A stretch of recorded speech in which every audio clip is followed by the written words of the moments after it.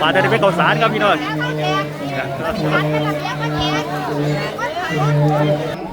คนเรานั่นหลายกว่าบ่แม่นฉันบ่หัวนักคนปล่อยความสูงนะผู้ลำคนมาสิกินเขาคนไปเดินตัวรอคิวทั้งความหิวตาลายคิดอยากอายไว้ผู้ผู้มาบุญก็ได้กินนี่ยังจอยผู้มาก่อนฝนไปจนแขนลอย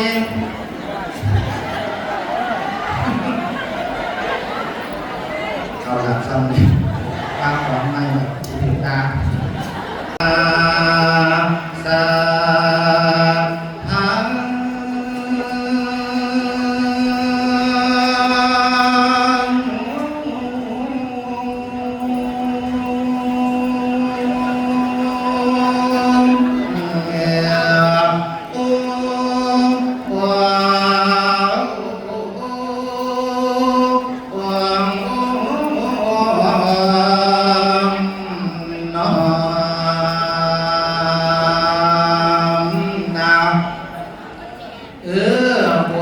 สังฆทานมักสุขก่อนในเมื่อนี้คนกระไดมากโลมเอกลงทางกระไดลมคนเรานั้นหลายกว่าบ่แม่นฉันบ่หัวนักคนปล่อยความสูงนะผู้ลำคนมาสิกินเขาคนไปเดินตัวรอคิวทั้งความหิวตาลายคิดอยากอายไว้ผู้มาบุญก็ได้กินนี่ยังจอยผู้มาก่อนฝนไปจนแขนลอย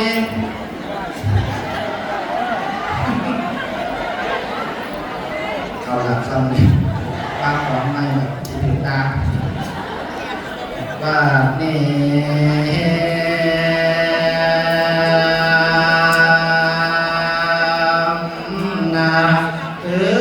ฟังเอาเด้อดูเต่าน้อยใหญ่ทั้งหลายยงเนี่ยพอมาเลี้ยงเดินใช้โปรดสู่คนในฟังไว้เบิดกายใจเลื่อนลางหูตาตาบ่ได้มาจากเมียงพอมึงบอกมุมจากก่อนเพิ่นปานให้โปรดสู่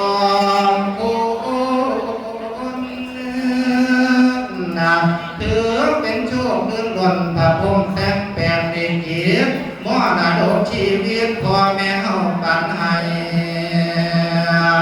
บ่มีไผสิทำได้คือสอ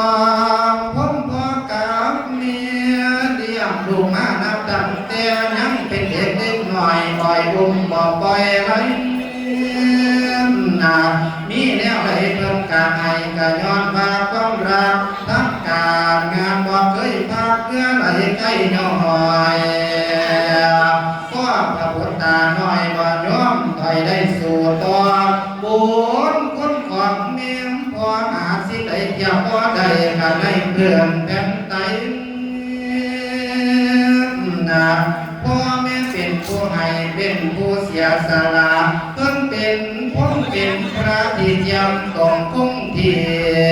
ลูกสิริหรือสวาบ่ลำเอียงคอยเนียมพ่อแม่ย่อมขัดลำเลี้ยงแม่เพียงก็ไม่ตายงอยากให้ลูกได้ก้าวหน้าเสริมส่งให้ศึกษาจบออกมามีงามทำเลี้ยงตัวเองได้แม่ทุกจนน้องให้กอดเต็มใจหาเงินส่งนี่คือความประสงค์พ่อแม่มีต่อลูกเต้าบ่หวังแก่กันสิ้นใดเพียงแต่ว่าอยากให้ลูกเป็นคนดีหูกะตาวิธีต่อบุญคุณบางบาดย่ำตายสลายล่างเผากายมีอันเจียมพ่อแม่หวังก็มีสิพ่อใดแน่พ่อน้องลูกบางคนกับก็ได้คิดพ่อสิโตตอบคนนั่งบังแต่เพียงมุนมั่งเกียงกันปันเดียงมีแต่เพียงกันมุนอยากเอามุนเป็นตาได้ผู้ได้หน่อยมึงได้หลายผู้หน้าโน้นมึงพองหวยหัวไว้พร้อมพำเมือง นะมึงต้องเป็นผู้เลี้ยงพ่อแม่จนเล่าตายเพราะว่ามึงได้บุญหลายมอบหมายให้มึงเลี้ยงมาเวลาดับขันเสียมึงเป็นคนรับผิดชอบทำงานศพและแจกเขาบอกมาร่วมกันเกี่ยวดอง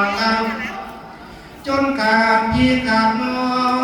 นขาดย้อนว่ามุ่งมั่งที่มาเดินถึงต่ำฟังนำแต่ทั้งใด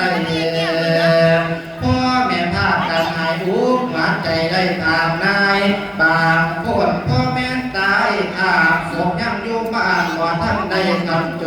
ทย์เขานะส่วนมาทั้งลูกเต่าบ่อยเราหักซาไอ้น้องมาเถียงกันญาตินวลกันไว้บุญอยากได้มุ่นจนขากันตายก็ไม่มากอยากน้ำก้อนอยากได้ไว้บนเรือมุ่นนะลูกหลายคนพาเอ็นบุญอยากแห่งพ่อละโดดพ่อแม่ตกหน้าลูกมามีสมัยนี้มีสัมที่เลวร้ายกลายเป็นมรดกเรือบ่มีมูลให้ลูกเต้าเขาป่าถิ่มบ่วางยัยนะพ่อแม่เลี้ยงลูกให้บ่แห่งนายจริงช่างลูกกำลังแต่ทางมูลน่าสลดใจยิ่งแต่ที่จริงมูลนั้นพ่อแม่ปั้นแต่เมื่อเกิดคิดเอาเธอลูกเต้าเข้าทานโกโซคนนะมรดกมีค่าล้นคือชีวิตจิตใจได้จากไปให้ลองคิดคันทบทวนสิหวันมัวเขาสิไปเร็วสัวเอายามพ่อกับเมียเคียงกันกับบึงแนวเลี้ยวใดๆเพิ่นการให้เสียวเตี้ยกันซ้ำใดนะลูกเต้านั้นได้ให้พ่อแม่ยังน้อมีแต่ขอกับขอมีแต่เอากับเอารอดเถื่อนนักเรือ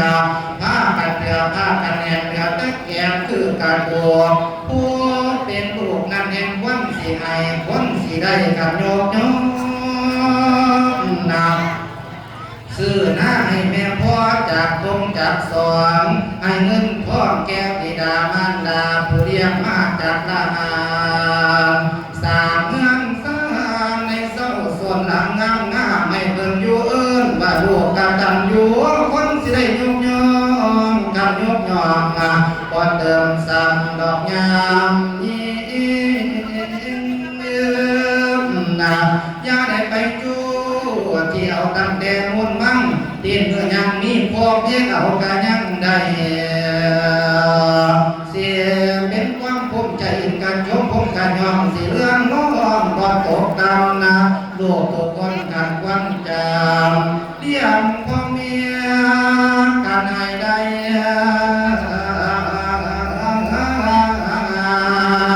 อย่าไปไหน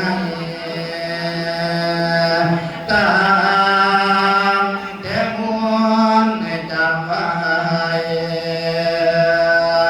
ปวดโศกความสั่นดอกหน้าพ่อใหญ่แม่ใหญ่หน้าป้าหน้าสาวแม่ป้าพ่อลุงผู้ฟังเทศไว้นี่สา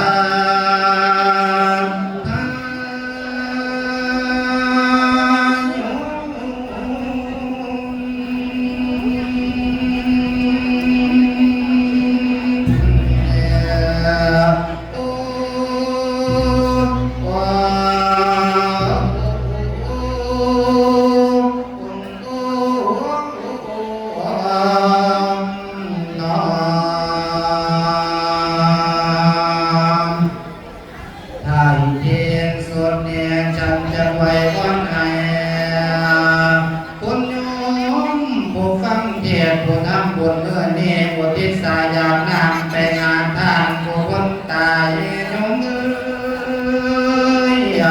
สางตัวดึงพ่อใหญ่เป็นใหญ่ผู้นำฟังเทศอยู่ได้นี่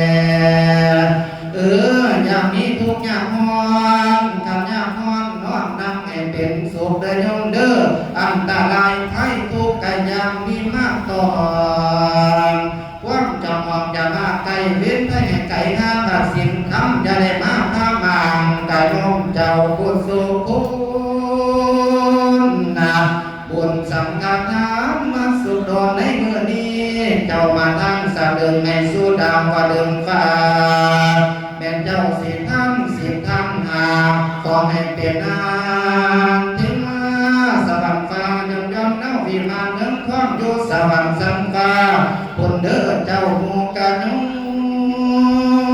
นาปรารถนาสิ่งใดขอให้ได้สิ่งนั้นสมดังกับใจหวังซื้อว่าป่วยไข้